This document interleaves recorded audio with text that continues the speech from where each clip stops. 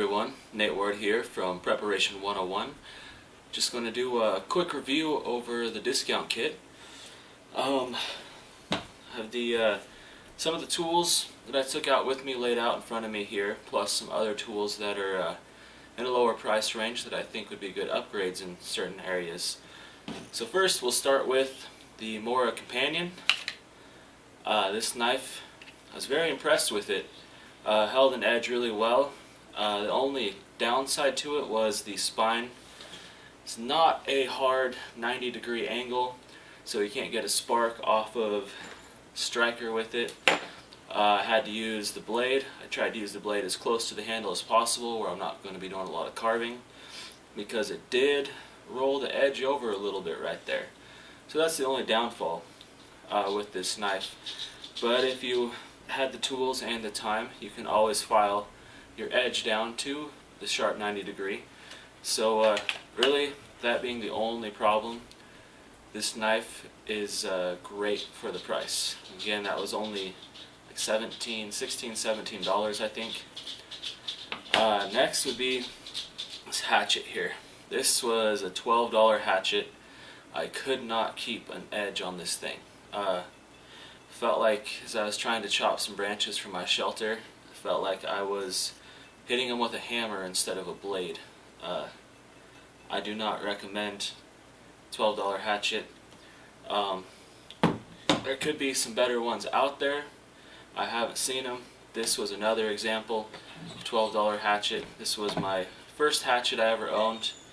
Again, this one kind of same problem, just doesn't keep an edge really well. So show you some upgrades to your chopping tool. Now, I'm more of a machete guy after using a few different hatchet styles. A machete with my type of swing, it's much easier for me to chop with.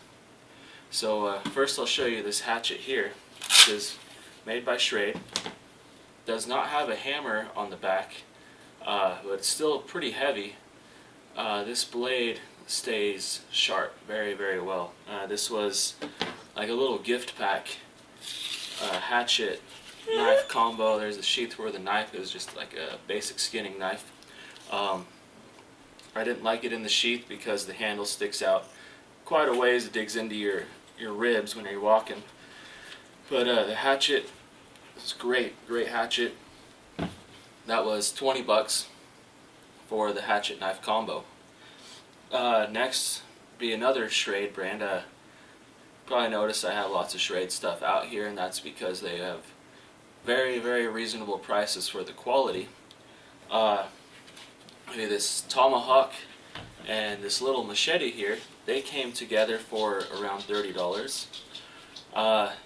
Little machete is alright, not a lot of weight to the blade.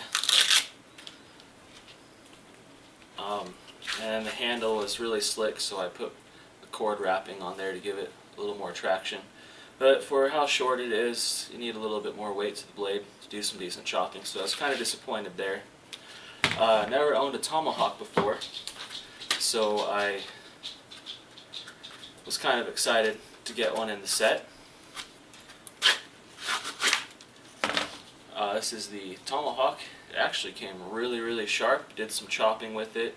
Held the edge really nicely, so if you're a tomahawk guy, this could be an option for you. And again, that set for both of those tools together was only around $30. This thing here, this is a mean chopper. This is the Schrade Kukri.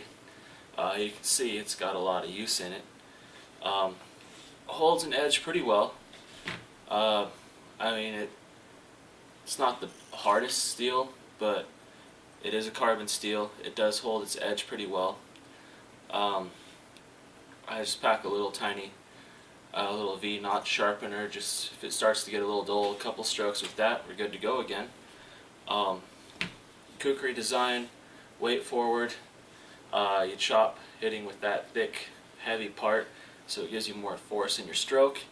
Works really, really well. The pouch that came on this, I put on my Parang, so this is now a Gerber Schrade combo. I'll show you that little sharpener. Just this little pocket tool. It's got a carbide and a ceramic little V in there. You just run down the blade. I find that's quick and easy on these really large blades rather than using a stone. Just quick little touch-ups. Also keep a fire steel in the pouch here. This parang, I think this is around $36 or something like that. You can see it's a different style, but it is a weight forward style, which I like, but it just is a little more comfortable for me than the kukri was for some reason. I don't know why, but this is my go-to. That's in my main kit. See, there's lots of options out there, whether you want hatchets or machetes. As you can see, I have more decent machete examples compared to the hatchets. Yeah, not a lot of money. Definitely something that you would want to upgrade. You can start with these lower end if that's all you can afford. It will give you practice with your swinging technique and that sort of thing. And I didn't try splitting, but I mean, a splitting maul has a pretty dull blade on it, so splitting up some kindling and things like that for your fire would be alright for those types of tools. Next we'll go into the magnesium flint bar. It works, but you get into extreme weather conditions, I don't see it doing that well. It's hard to get a lot of spark off of this thing. I'd rather upgrade to a decent ferro rod. This right here is a Coughlin's brand ferro rod. This is my first ferro rod.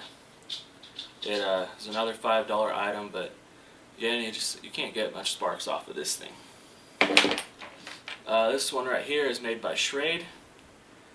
It is very, very thin, but it does put off a decent amount of sparks. It actually came with the kukri in the pouch there, and I believe they sell these separately for around $5 to $10, but definitely a lot better of a combustion device than that magnesium bar was. But what I really prefer is Swedish fire steel. It's not real long or anything. Some people prefer longer, but I've had more sparks off of this thing than I can get off of any of the other rods I've tried. This one here is new. It is a 1/2 inch by 6 inch ferro rod. I had to make my own little handle for it with some duct tape there, and I just like to put little cordage loops on all my smaller tools, so something better to hang on to, keep you from dropping it if this slips out of your hands. I haven't started a fire with this yet, but I have sparked it just to see how it performs, and thinking this might be my new go-to. This was a $20 item though. So, closing on this discount kit, there wasn't much to complain about. I mean, just the main problem was the chopping tool, that hatchet. Everything else worked very well. I liked that dog bowl so much, the dog bowl vice grip combo, that I actually switched that with my mess kit and my main kit. And yeah, there's just it's a great place to start. And as you go on, you can upgrade to whatever suits you best. I mean, it took me from, I was probably about 12 years old when I first started really getting a kit together, and just for birthdays and Christmases, you know, whatever money I could spend on something, I just get a little something here and there. High school, I didn't really add much, kind of strayed away from the outdoors a little bit there.